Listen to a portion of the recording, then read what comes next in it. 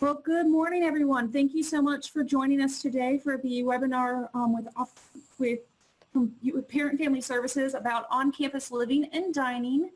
I have some wonderful hosts here today that are going to share some great information with you. But before we get there, I want to kind of give you a little bit of information about how to utilize the Zoom webinar functions so that you can ensure that you're sharing your questions or everything along those lines appropriately as we go throughout the presentation and that you're using everything correctly. First things first, just so you can see, one of the key things that you need to know is about having the key things to see are going to be at this top level of your screen. You should have something that says, looks like a little green bar at the top that's kind of glowing green. That's letting you know that the webinar is going for you. So at any point in time that should be running. And then so if you were to move your mouse around at any point, some things that should pop up are these little chat, raise hand, and Q&A functions should pop up at the bottom of the screen. That's going to be how you communicate with us in a lot of different things. The key two areas we're going to be using are the raise the hand function and the Q&A function. And really, even from there, we are going to be using more the raise the Q&A function. In case you are having any problems, you can go over here to this audio settings and click on that, and that will walk you through how to make sure that how to change the volume of your speaker around a little bit from within the settings here. Beyond that, if there is any problems, you do have the option from the original email when you signed up for this webinar. It has a call-in phone number, so you can actually call in and hear us that way as well. Again, a little bit about some of these options down here. You do have the raise and lower hand function. What that only does is kind of let us know that you're indicating that you potentially need to have some information shared. The best thing to use, though, is this Q&A function that is happening that happens on the lower right-hand corner. That is actually where you can submit your questions. So if you were to see a question like this pop up, a question box like this pop up when you click on Q&A, you then have the ability to type in a question. This is from a previous webinar, but a question such as this. And then the nice function is if someone types in a question that is similar to one that you already have interest in. So if they've asked a specific question that is very similar to the question you want to ask, all you need to do is click this thumbs up icon, and what that does is pushes that to the top of the queue for our side of things so that we see that is a question that has a lot of interest so that we can ensure that we are answering those questions. We are going to have several different we've got a couple different presenters today to share with us some great information, and so we'll hold off on answering questions until the end of both presentations. So we're going to be covering today what it means to be living on campus and the expectations of what that looks like, as well as your student moving into the residence halls and everything else. And then also about on-campus dining options and what are all those plans and where can your student eat and everything else. And so as we get to the end of that presentation will be when we will start to really take all of those Q&A questions that will come in. So with that being said, I'm going to go ahead and turn this presentation over to our two wonderful staff members that are here to share with us today about on-campus living and dining. And so I have Brian Johnson from University Housing and Residence Life and Samantha Kine from University Dining, and they are going to share with you all about their typical areas related to those two areas of student life. So I'm going to go ahead and turn it over to Brian and Samantha.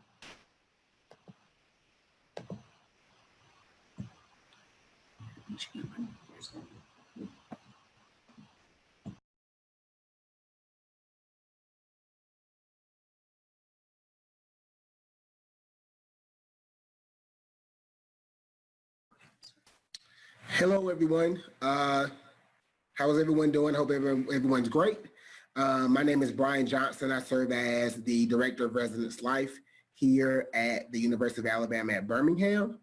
And today I'm going to be chatting with you a little bit about living on campus and a few of the policies and procedures as it relates to living on campus here at the university. Hi, I'm Samantha Keim. I'm the marketing manager over in campus dining. And I'm going to be talking about some general dining information as well as information about meal plans and some new things we've got going on in dining this year.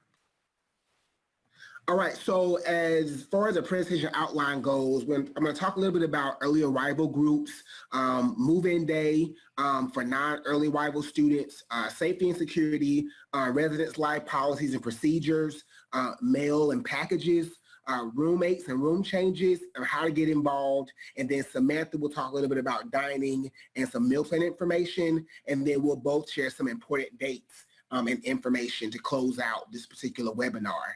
And so with no further ado, I'll go ahead and start. And so this screen outlines a number of different groups that we have moving into campus early and the dates they've been slated to move in on campus. What I want you to understand is that our office will not be sending out that particular move-in information if you are moving in early on campus.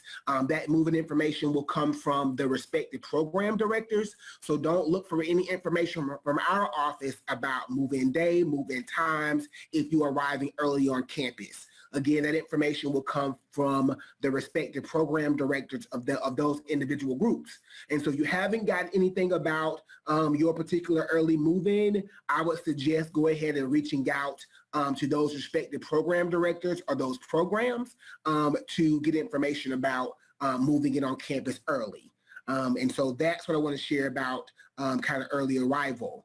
For those who are not moving in early, the main move-in day for our first year students is Saturday, August 25th. Again, for those non-early arrival students, you all should have already received your housing assignment, some information about ResNet and some renter's insurance.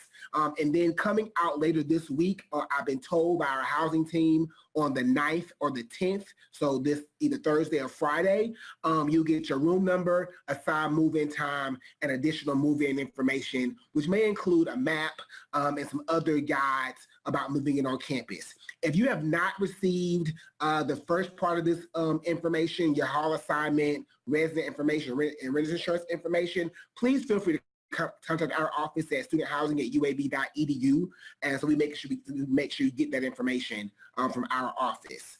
But again, right now you all should be waiting on your room number, your assigned move-in time, and some additional move-in information, which really outlines the day of move-in and what that looks like on the Saturday, August 25th.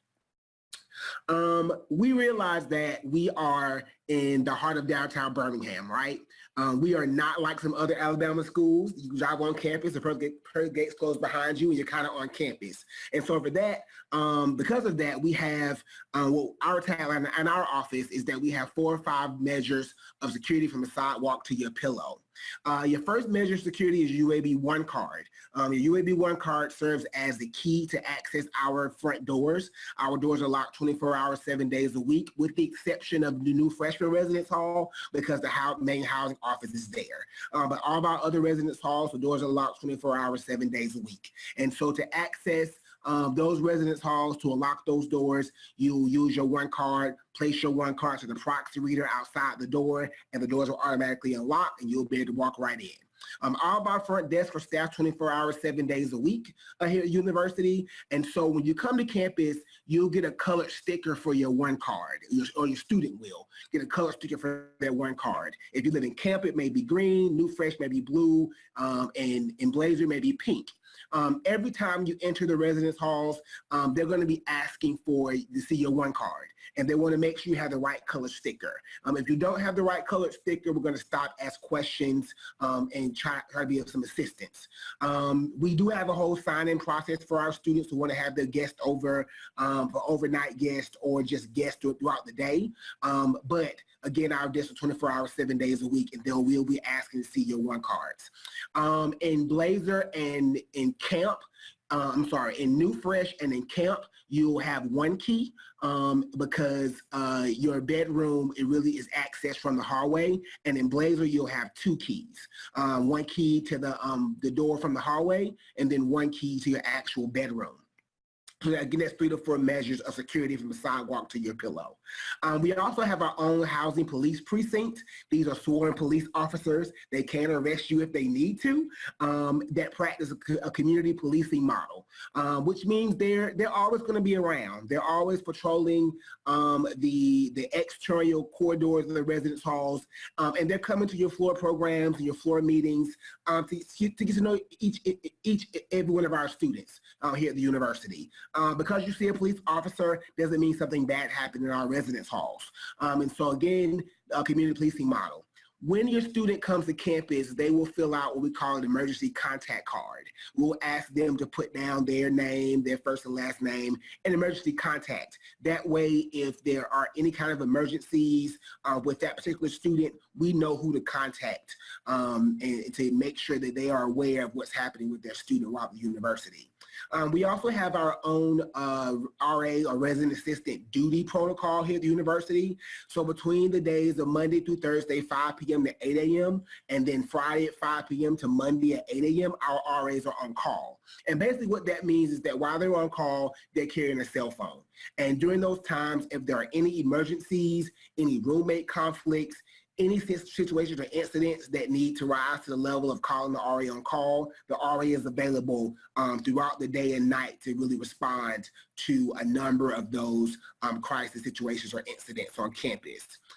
As some additional safety measures, we ask our students to always carry their keys and UAB One cards at all times. You can visit the One Card website at www.uab.edu//one card for more information.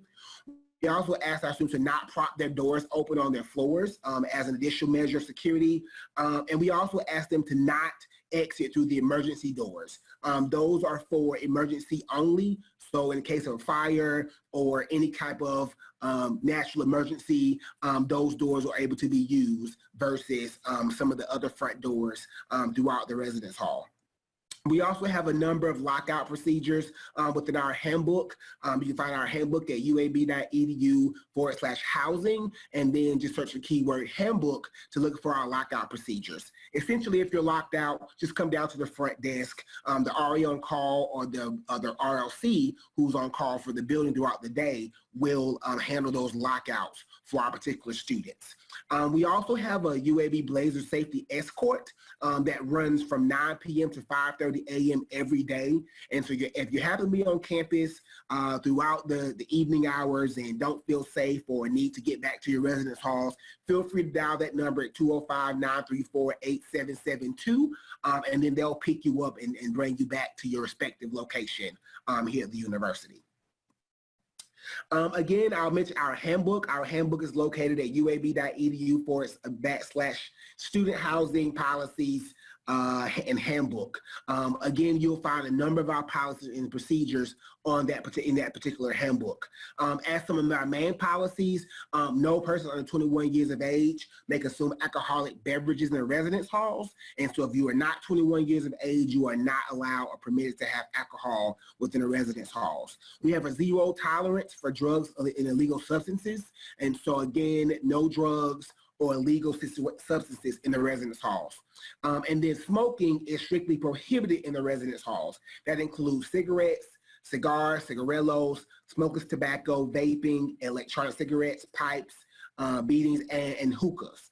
Again, that's strictly prohibited in the residence halls, including balconies. For those that live in camp, camp does have balconies, and you are not allowed to smoke on those balconies as well.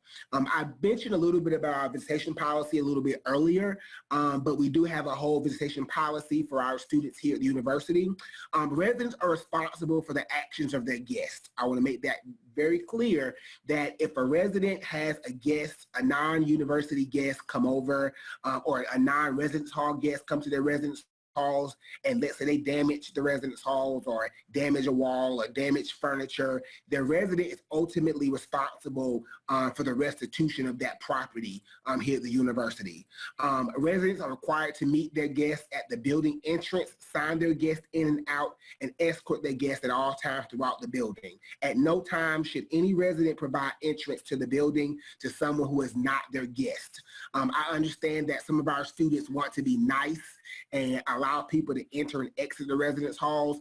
But our safety and security procedures are only as good as our residents. And so we want to make sure that they are following the proper procedures and protocols that are outlined in our handbook for the safety and security for all of our residents here at the university.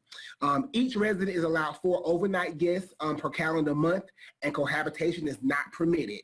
And overnight guest forms can be completed and approved by all roommates prior to the guest arrival, and then there's the website. Again, all of the stuff can be found on our housing website at uab.edu/housing. And then in current residence, you'll find various links for each of the residence halls, and that's where you'll find their respective overnight guest forms. How the overnight guest forms work is that the student requesting a guest will fill out the form. That form will then get automatically routed to all of their roommates and suite mates, and then it get routed to their RLC for approval. All the roommates and suite mates have the ability to deny any overnight guests at any time. And so everyone's on the same page about who's coming, when they're coming, what time they're coming, and how long they're staying with us in the residence halls. So the next slide talks about mail. And so here are the mailing addresses for each of the respective residence halls, our first year residence halls, Camp Blazer and New Fresh. This is the exact mailing address that you will put on packages and mail for your students. Standard size mail will come to the actual, it come to each of our respective buildings. So any standard size mail or posting will come to the actual building, and the students will have to check their mailboxes to get that mail. Any packages larger than a standard envelope or standard postcard will actually come to Blazer Hall, the package room. And so we have a whole entire package room system set up for students to receive packages from you as their parents or Amazon or wherever they choose to shop, if you will. When the student receives a package, they'll get a notification like the one you see on the right side of your screen. It's the left side of your screen. It's the right side of your screen, so I'm looking at the screen.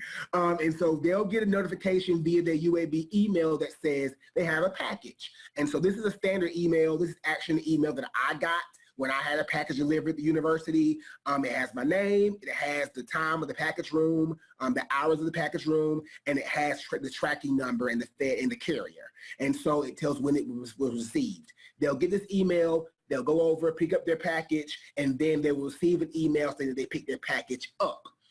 So again, all standard size mail will come to their building in their individual mailboxes or their room mailboxes, and then all packages will get logged in through our package room in Blazer Hall.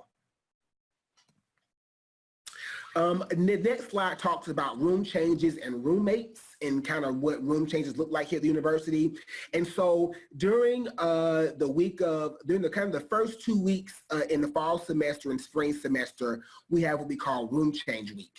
That's when students who would like to change their spaces can attend a mandatory meeting within the residence halls, and we do our best to accommodate that room change by moving them to a new space. Obviously, with the fall semester, we have very little wiggle room because we're at capacity when it comes to freshman students. And so typically in the fall, it's really about switching students around versus moving them to an empty space on campus. In the spring, that some spaces open up because students tend to transfer or take a semester off or whatever that may look like for them. So we have a little more room to make those changes happen in the spring, but in the fall is really about switching students around. And so this is what I call a hassle-free room change, if you will. We don't ask too many questions. You come down, you fill out the form, you come to the meeting, and then we'll just move you out of the space. After this room change week is what I call non-hassle room change, if you will. So during the weeks of September 10th through 21st, that's when we've gone through room change, and then after consolidation, we do our roommate agreement forms. It's a 11 by 17 form full of questions. How loud is too loud? When can we go to bed? What's the temperature of the room? When can we have guests? All very simple questions, but questions that matter when you live with someone. And so they'll fill out this roommate agreement form with their roommate or their suite mates and their RA. And then after that, should any roommates situation occur or conflicts occur, we pull that form out, we talk about it. We have a conversation. We want to make sure that our students are learning the skill of conflict resolution and compromise. Everything can always go your way. I realize that many of our students are probably coming to campus. They've never roomed with someone before. And so now it's time to start building those conflict resolution skills and learn how to mediate some of those conflicts that happen with other individuals. We realize that some of those conversations are very difficult to have, and this forum really allows us to go in and help have those conversations. We won't have the conversation for your students. We will help and assist in that conversation, but ultimately it's up to them to have that conversation with their particular roommate about that issue.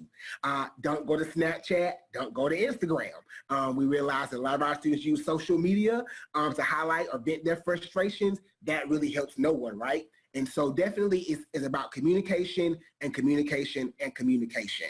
At any time, if a student feels threatened in their particular living environment, then let someone know immediately, and we'll do our best to move them out of that space. And so again, threats are a little bit different. We want everyone to feel safe and secure in a living environment, and we will do our best to move them out of that particular living situation into an environment that they feel more safe living in or being a part of. Getting involved in campus is one of the best things about coming to college, in my opinion, right? Obviously, you're going to come to campus and get a degree in whatever discipline you choose, but getting involved is equally important. The outside classroom learning is equally important. We have a number of involvement opportunities within our office. So for those that may be involved in student government in high school, feel free to get involved in our Residence Hall Association. By nature of living on campus, the student is already a part of RHA. I'll also get involved in Hall Council. Hall Council does some of the in-building programs. Each hall has a particular Hall Council who handles some of the community or large-scale programs that happens in the residence halls here at the university. We have a phenomenal student involvement and leadership office here at the university that has over 350 clubs or organizations as well as fraternities and sororities. So definitely feel free to get involved in those organizations. If we don't have what you want, or need just 5 students to come with you and get together with you to make your own club or organization. And so definitely get involved on campus. It makes college life, in my opinion, better. You get better connected. You get acclimated more quickly than those who are not involved. And you start to learn some of the social skills that's needed in life as you matriculate through the university setting here at the University of Alabama at Birmingham. And so next, I'm going to turn over to Samantha, talk a little bit about dining and the dining experience here at the university. Thank you, Brian. All right, so I'm going to go through a little bit just about general dining information, as well as, like we talked about, some important dates and meal plan information. So what's really exciting about UAB's dining program, it's not your typical college dining experience. We actually have 13 locations on campus where students can dine. In the Hill Student Center, we have a Panera Bread, a Full Moon, a Main Bowl, which is an Asian fusion concept, kind of similar to Panda Express. Then we also have Starbucks in this building. In the new Collat School of Business, which is opening in August, we're opening a Jamba Juice and a Sandella's Flatbread Cafe. Down in the library, we have Starbucks and then on the south side of campus we have a Zyme, which is a bistro concept, which is like sandwiches, salads, soups, things like that. Down there as well, we also have a WOW Cafe. WOW stands for World of Wings, so it is a campus favorite. In Camp Hall, we have a C-store, which has some essentials for students living on campus, not only food and drinks, but we also have things in there like toiletries, Advil, things like that that they might find that they need while they're on campus. Up top in the Learning Resource Center, we've got an Einstein's Brothers Bagels. We also have The Den by Denny's. It's our on-campus version of Denny's, which is also a campus favorite. It's open late. And then right there in the middle, we've got the Commons on the Green. That is our most popular location on campus. That's where students do eat most of their meals. So If your student has any dietary preferences or restrictions, they can work with us to make sure that they have options on campus. The best place for students with allergies to eat is Simple Servings, which is located in the Commons. That station is free of gluten, milk, eggs, wheat, soy, shellfish, peanuts, and tree nuts. If your student has a allergy that is outside of those 8, all they have to do is talk with our executive chef. Chef Benito works really closely with that team at Simple Servings to make sure that there are options available for every student, no matter what their needs are. If your student is vegan or vegetarian as well, there are a million options located in the Commons, but also around campus. They can actually look for a little icons around campus. A V stands for vegetarian, a VG stands for vegan, so they can look for those as well. If your student is being mindful about what they're eating, they can also look for this little mindful apple icon you'll see over the I in mindful. That signifies items that are satisfying portions with fewer calories as well as a great taste. There's some very stringent criteria when it comes to classifying something as mindful, such as there can't be any trans fats, it has to be low in sodium and low in cholesterol. So if you want more details on that, there is information at mindful.sodexo.com on the exact criteria. For your student to know what is going on campus, they'll need the Bite by Sodexo app. That'll get them the nutrition, menus, and allergy info for the Commons on the Green at each meal. This app actually connects seamlessly with MyFitnessPal and Fitbit, so you can log directly from our Commons menu to the apps that they're already using. What's really great about this app that they just added this past year is your student can actually go in the settings and select any preferences or restrictions that they have. So if they are a vegetarian, but they're allergic to tree nuts, they can go and select those things in the app settings, and that'll actually show up on the menus that they see. So what was that? Okay, so that'll show only a vegetarian menu, and it'll highlight everything that has tree nuts in it. So they will know not to eat those items. The app is called Bite by Sodexo. They can get it in the App Store or the Google Play Store. And then down here at the bottom, if you have a second, you can text UAB Dining to 82257. That'll sign you up for updates from us. Things like your student has this many days left to use their meal plan. You have this many days left to sign up. That'll help you communicate those things to your students so you can make sure that they're getting the most out of their dining on campus. Another app that students love here is called Tapingo. It is our on-campus delivery and pickup service that is similar to something like Panera's Rapid Pickup or, getting delivery from Domino's. So what's really great about this is your student can pre-order and pick up if they don't necessarily have time to wait in line to pick something up, or they can get something delivered to them wherever they are on campus. Even better is they don't have to pay for that with cash or credit. They can actually use their meal plan to make those purchases. So I'm going to talk a little bit about the currencies that reside on the One Card. We have meals and dining dollars, which are a part of their meal plan. We also have Dragon Cash and Blazer Bucks. I'm going to start here with Dragon Cash.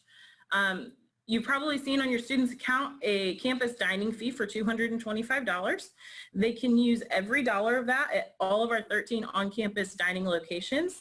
This will be billed to all full-time undergraduate students in both the fall and spring semesters, and includes students living on campus and commuting. So as long as your student is a full-time undergrad, they will have this campus dining fee. These do roll over from fall to spring and spring to summer, but Dragon Cash accounts are cleared out at the end of summer session. So please make sure that your student knows about this account and uses every dollar that's in it. Moving on to the meal plan. The first piece is the meals. These are used at the Commons on the Green for all you care to eat meals. It includes also simply to go take 3 meals from the Commons in the C-Store. Like I said before, your students are going to be busy, so they might not have time to go into the Commons and have a full meal, but they can go into the Commons or the C-store and grab an entree, a side, and a drink from our Simply to Go coolers and swipe a meal for that. Our Dragonfire plans will have unlimited meals. The green and gold plan will reset every Sunday night. It's use it or lose it. Our gold block plans are per semester. That is just for commuters of our new students. And then the important part for y'all, guest passes. Your students can use up to 15 of their meals per semester on guests. So make sure that you utilize those while you're visiting on campus. Also, each meal plan comes with a specific number of dining dollars that can be used at any of the on-campus dining locations, and the amount depends on which plan you choose. These do expire on the last day of the semester. So now the important stuff. These are the meal plans for the fall and spring. If you haven't already gone in and chosen your meal plan, if your student is living on campus, the green and gold plan would have already been selected for them. That is the minimum requirement for students living on campus. You can choose to change that up and until they get here on campus. Like I said, the Dragonfire plans come with unlimited meals. The difference between the 7 and the 5 is the unlimited, or the Dragonfire 7 allows unlimited meals every day of the week, so Sunday through Saturday. Dragonfire 5 only has meals Monday through Friday. They can feel free to use their dining dollars on the weekends, but they wouldn't have any meals to utilize on the weekends. That green and gold plan, like I had mentioned, is 9 per week. So that means they wake up fresh every Monday morning with 9 meals to use throughout the week. And then, like I said, each one comes with a different set of dining dollars. You see those top 3 are in a box. That means that if your student is a freshman living on campus, they need to choose one of the top 3 meal plans. Commuters can feel free to choose any one that they like. If you didn't see, those top 2 have that little flame next to them. I do want to introduce MVP to you if you haven't already discovered it. This freshman class is the first class that gets to engage in MVP. So they have the choice to flex their meal swipes. It would allow them to use 1 meal per day for a value of up to $7 at Wow Cafe, Zyme, Sandilas, or Jamba Juice. They can pay any difference beyond the $7 with dining dollars, Dragon Cash, Blazer Bucks, cash, or credit. This is available with both the Dragonfire plans for an additional $140 a semester. So to kind of do the math with you on this one, there's, if your student uses it every day, which we find that most students will, for a value of up to $7, they can get, it actually would pay for itself in 20 days, so less than 3 weeks. It is a little easier than just adding a bunch of Blazer Bucks or giving them any cash, because it will make those dollars last a lot longer. So like I said before, if your student is a freshman and they're living on campus, they do need to choose one of these top 3 plans. And if your student's commuting, they can choose from any of them. And then the last currency we're going to talk about is Blazer Bucks. They can be used for dining, printing, laundry in the bookstore, and vending machines, as well as some options near campus. And these are just a few of them. This list is ever growing, so it is nice to see a lot of our local businesses interested in accepting Blazer Bucks. So Blazer Bucks are completely voluntary. You can make deposits with a credit card at any time online. You just go to uab.edu/blazerbucks. These funds do roll over the entire time your student's at UAB. So, and then any unused funds are refundable by request after graduation. You just would have to fill out a form. Yes, it's better than a credit card and cash. They can't overspend. They can't overdraft their Blazer Bucks account, so they can't go into debt with it. And then it is better than cash because it can't be lost or stolen. If your student loses cash, obviously it's gone forever. If they lose their one card, all they have to do is go online and freeze the account, and then they can unfreeze it as soon as they find it. So their online access is a little different between the students and the guests. Students can select their meal plan, see their account balances, see their transaction history, make Blazer Bucks deposits, said it too many times, freeze account if their card is lost or stolen. And then as a guest, you can make Blazer Bucks deposits. It's same at uab.edu/blazerbucks. You'll just need your student's Blazer ID, last name, and date of birth. It is a really popular gift, so make sure that anybody that didn't already send a graduation gift can send them some Blazer Bucks. So here's some important dates for you. Make sure that your student has the meal plan that they'd like. If your student was automatically enrolled in the green and gold plan, they can go in and change that to a Dragonfire or a Dragonfire with MVP. If a plan isn't chosen, like I said, the minimum required is already added to their account, which is the green and gold for students living on campus. August 22nd is the first day that they can use their fall meal plans. September 4th is the last day that they can make changes to their plan. So if they get to campus and they realize they need more or they need they need less, they can make those adjustments up until September 4th. December 14th will be the last day that they can use their fall meal plans. And then I added on here that Dragon Cash will be available to use August 17th. So anyone that's moving in early will be able to use the money from their Dragon Cash.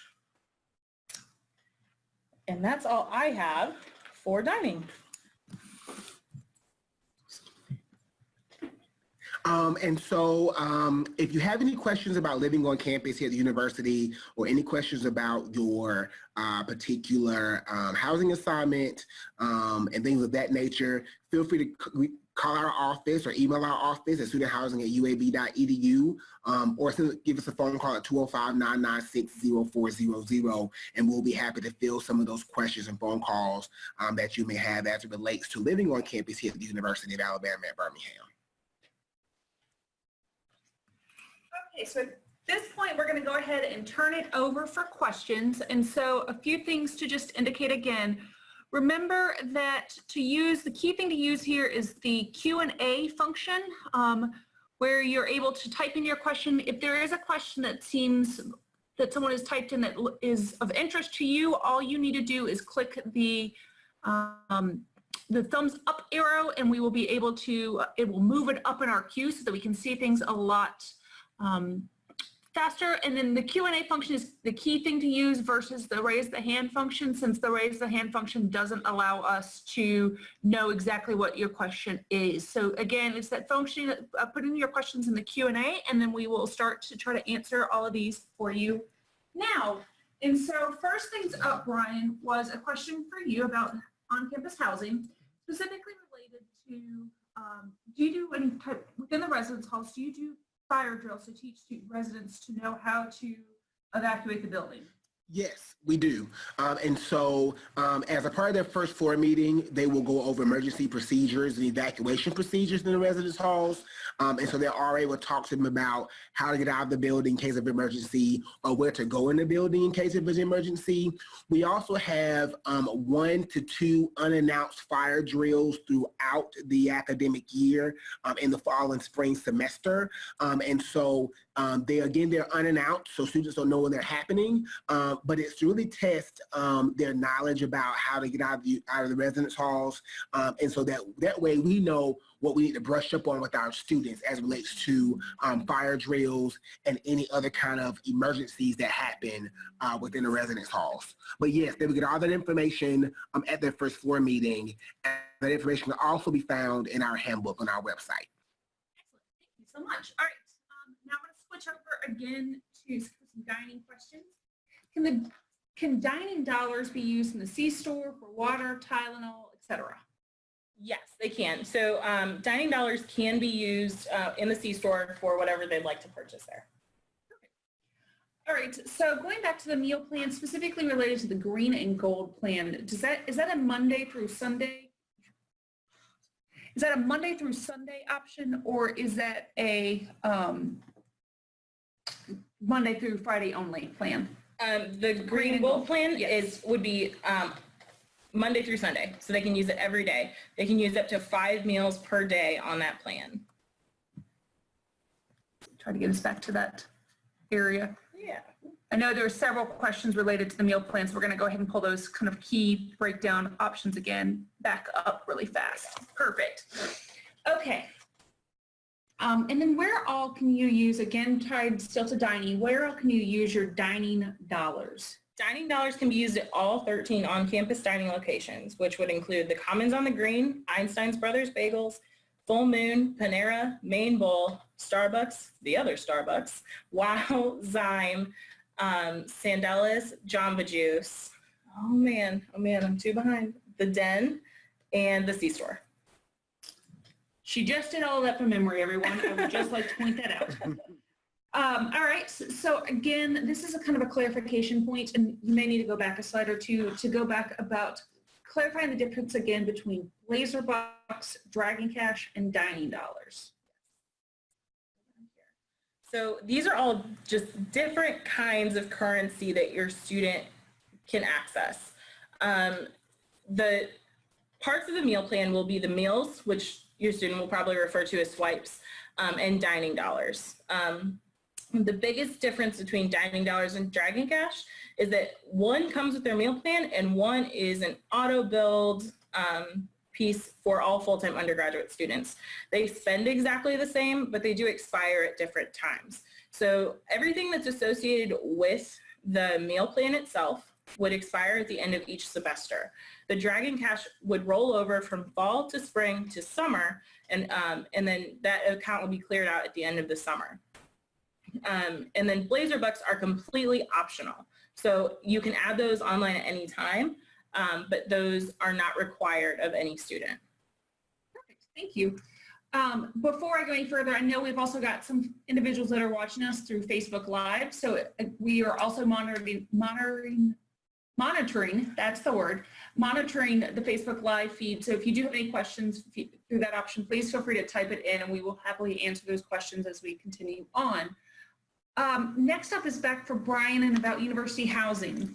This is a question related to emergency situations on campus. How are students notified if there's an emergency situation such as a shooting, and are the residence halls locked down?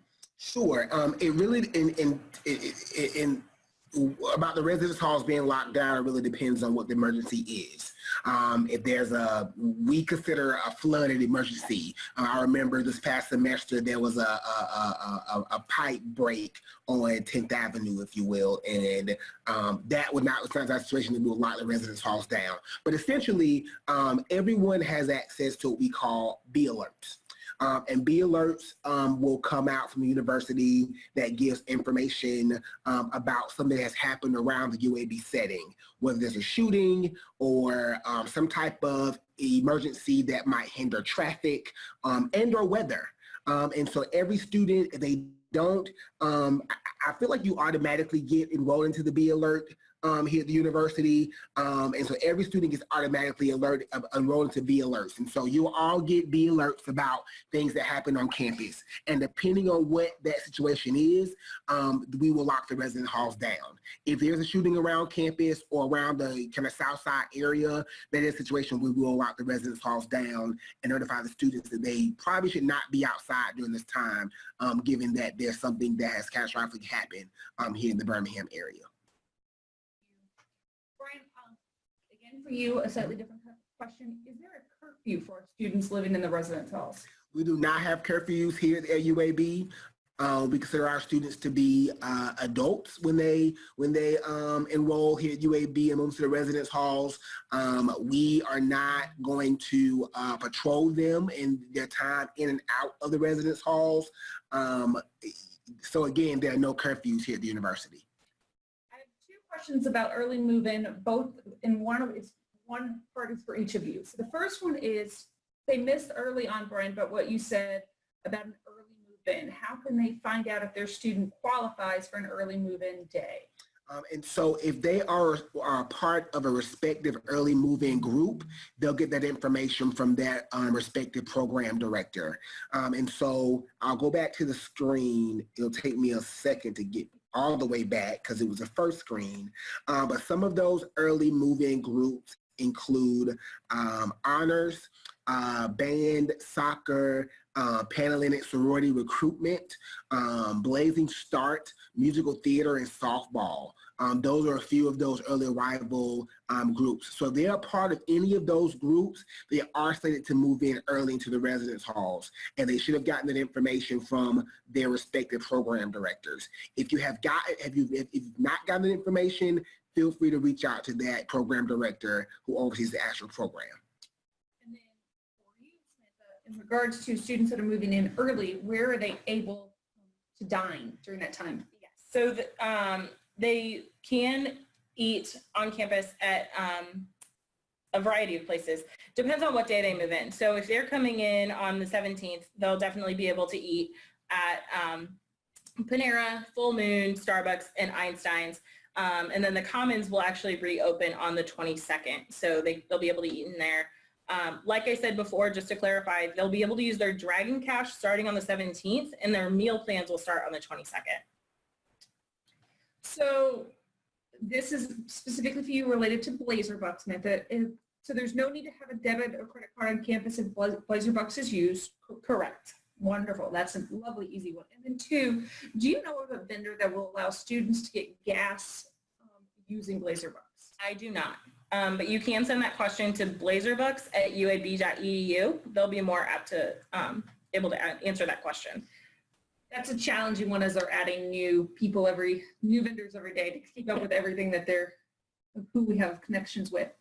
Brian, related to the emergency contacts, is that supposed to be specifically for someone who is local or an out-of-state contact? Or? It's everyone. Anyone who's the emergency contact, whether it be local or out of state. Most often, students put their parents down as the emergency contact person, and so that's what we recommend doing. But if you have a local family member that you also want to list as emergency contact, you can do that as well. Perfect. Thank you.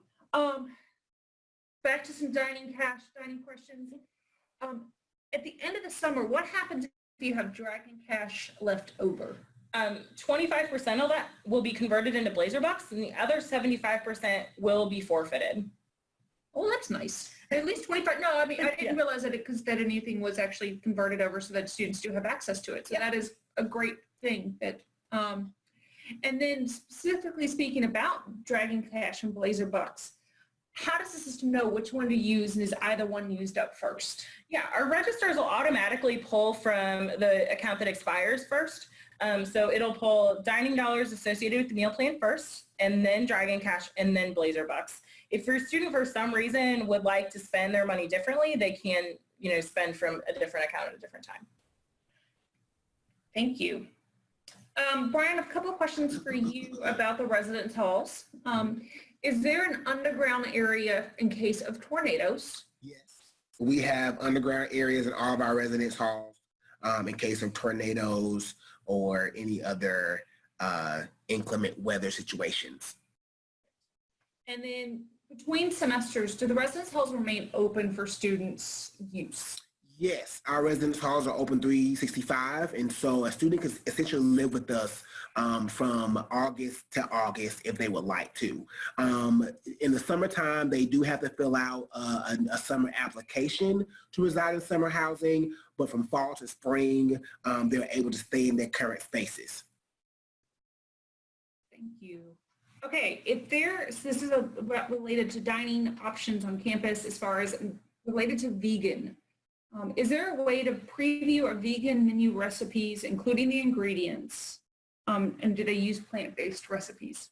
Yes. So like I said before, make sure that your student downloads that Bite app, because that will list the ingredients that they need to know about. But all of our locations have some options, and we're really good about customizing things. So, making whatever we need to make without cheese, or finding a vinaigrette instead of, a dairy-based dressing, whatever that might be. All of our menus are listed online, right on our website, uab.edu/dining. You just go to our location page and you can see our menus. But like I said, that's not the end-all be-all, because they can customize things at all of our locations. Ryan, here's a great question. Are students responsible for cleaning their rooms and common bathrooms? Yes, students are responsible for cleaning their own spaces. They're responsible for taking out their garbage. They're responsible for bringing their own cleaning supplies. Once a month, our student staff members will go through and conduct what we call a health and safety inspection. And we're looking to make sure our students are living in a livable situation. You'll be surprised at the numbers who don't clean or take out their garbage. So we want to make sure that we don't have any of our friendly friends running around the residence halls, due to lack of self-care, if you will, in their living situation. We're also looking for policy violations in those health and safeties.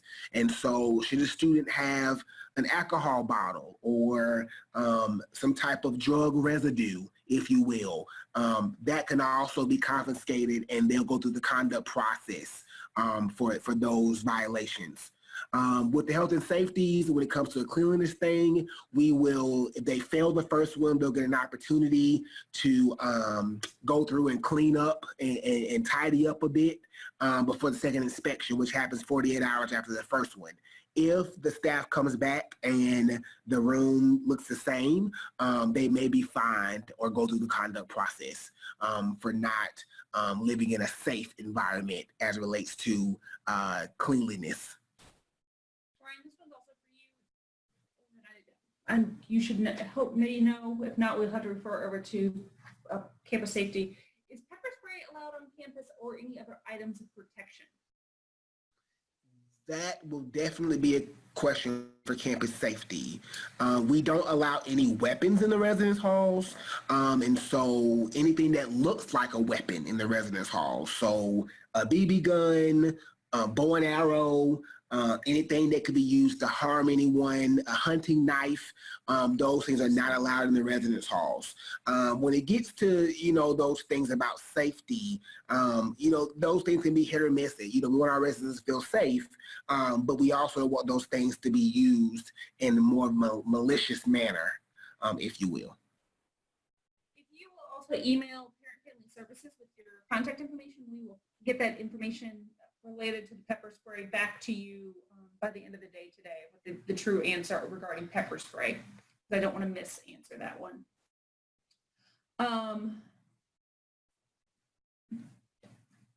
A student is moving in to do an early move-in. She's in part of one of the groups and is being told that there's a $25 early move-in. There's a fee per day prior to the regular move-in date, but she also knows someone who is in a different program. Is it based on programs? It is based on programs. And so some students, some programs are covering the cost for their students to move in early, and so programs are not. Thank you. Samantha, there is a question for you about, if you could just go back to the meal plan image just so that they can explain. And then while you're doing that, if you'll mention, you go back over the Dragon, the plus plans, as far as that extra $140 and what that additionally adds to your student's account. Yeah, so I'm going to bring this up real quick. The MVP, that's the additional $140 per semester. That would let them use one meal swipe every day for a value of up to $7 at one of these 4 locations: WOW, Zyme, Sandella's, or Jamba Juice. So for example, they might go into WOW and their total might come to $9.50. They could go and swipe a meal. So then they're only responsible for $2.50 because that meal will take off $7.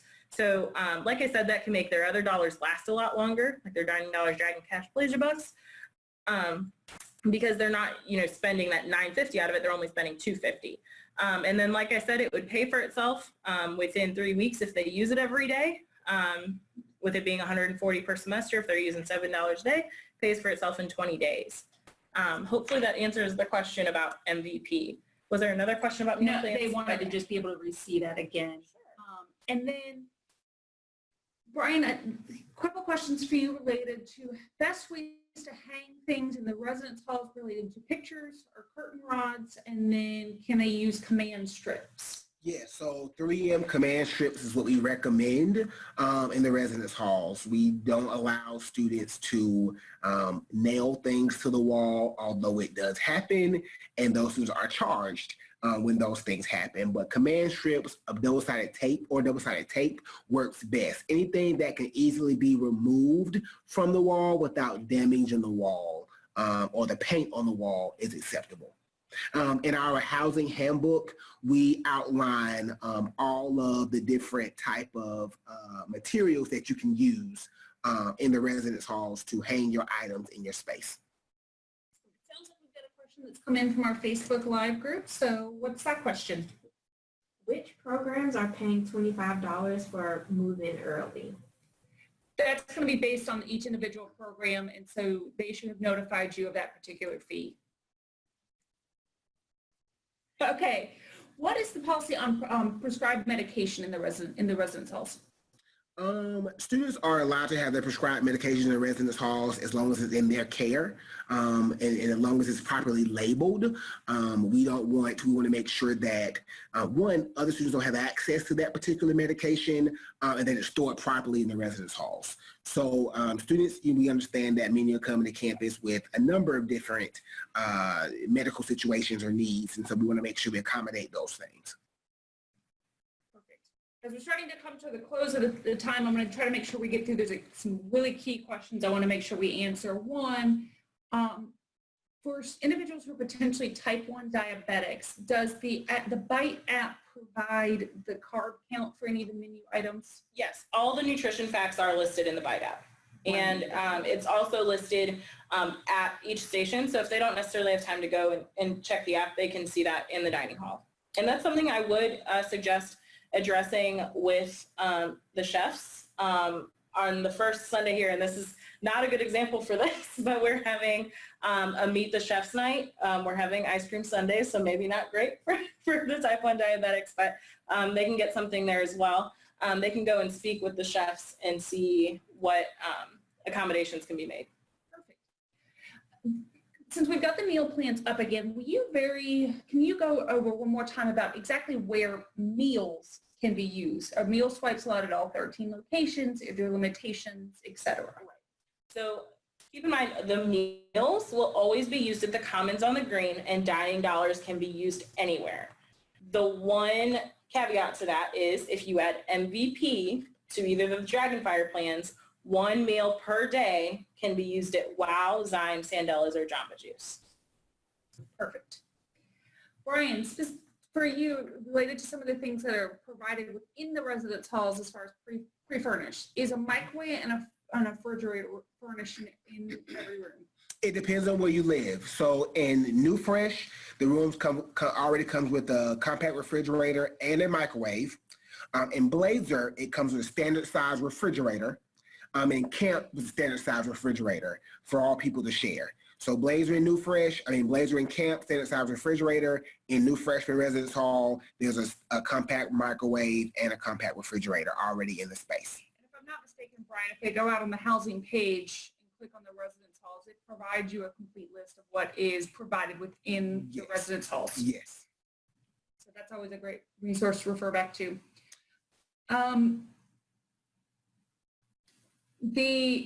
Can payment for the meal plan and Residence Life be paid by credit card? It's all paid for on their student account, so however you're paying their student bill can be. Yeah. Yes. Wonderful. All right. So, does the student, Brian, get to keep their same room for the spring semester? Yes, we don't make students leave their spaces for the spring semester. They'll stay in the same space unless they choose to opt into the room change week or choose to move out. With the exception of consolidation. Consolidation is when we, if there's a certain number of rooms that have one student and one student, we typically will move one student into another space to create an empty space in the residence halls.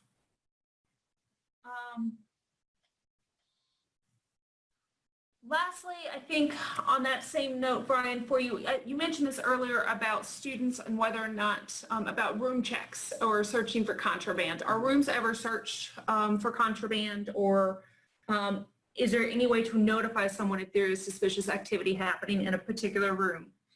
And so we don't actually, we do our health and safety checks. We're not going through dresser drawers and going through closets. We're doing a plain view search, if you will. We're not opening up anything. We just want to make sure that the purpose of health and safety check is just to make sure that cleanliness is at a top priority, if you will. If we happen to see any violations, liquor bottles, drug residue, drug contraband, things of that nature, we will confiscate those items and then document that student who will then go through the conduct process. In terms of actual searches, that's done by UAB PD, and there has to be reasonable cause, if you will. We rarely get warrants, if you will. Now, can that happen? Yes. But rarely does that happen. Typically, our students allow our UAB police to come in and search their spaces if they're asked upon request. So that's not the typical room inspections. They're pre-notified. They are not. They are not notified. They are not notified of that. Thank you. Brian, if they were looking for a list of additional appliances that they can bring into the residence halls, can that information be found online? It can be found in our move-in guide at uab.edu/move-in. That guide will give you all of your move-in needs and tips and tricks. Also, you can look at our handbook, our housing handbook, again, located on our website. And then for the last question of the day, if there's someone that is moving in, has to move in early but has a conflict with the orientation, can they request an earlier move-in than their original early move-in date? Does that make sense? It does. I'm going to yield that question to our housing assignments team. As you can imagine, we have a number of students who are moving in early and numbers who transition from summer to fall. And so the main thing is making sure that room is ready for them to move in. And so we want to make sure that if they're trying to move in earlier than anticipated, that they reach out to our office at studenthousing@uab.edu and ask that question just to make sure their rooms are ready for them to move in. And then I think that has been all of our questions that we've gotten for the day today. Just so you all know, we will be, if you have any questions or that you want to refer back to this webinar at any point in time, this will be posted out on the Parent and Family Services webpage within the next week. We have to do a little bit of conversion process, but it will go out up on the Parent and Family Services page, which is uab.edu/families. And so that will be ready for you within just a short period of time. But with that, I want to go ahead and respect and honor everybody's time for the day and go ahead and conclude today's webinar. If you do have the additional questions that pop up after the conclusion of our presentation today, please don't hesitate and email us at families@uab.edu. Again, that is families, FAMILIES @uab.edu, and we will happily help you in answering any questions, or you are also able to contact our office at any point in time. But I want to just say thank you so much for joining us today, and I hope that you have a very wonderful day. Have a great one.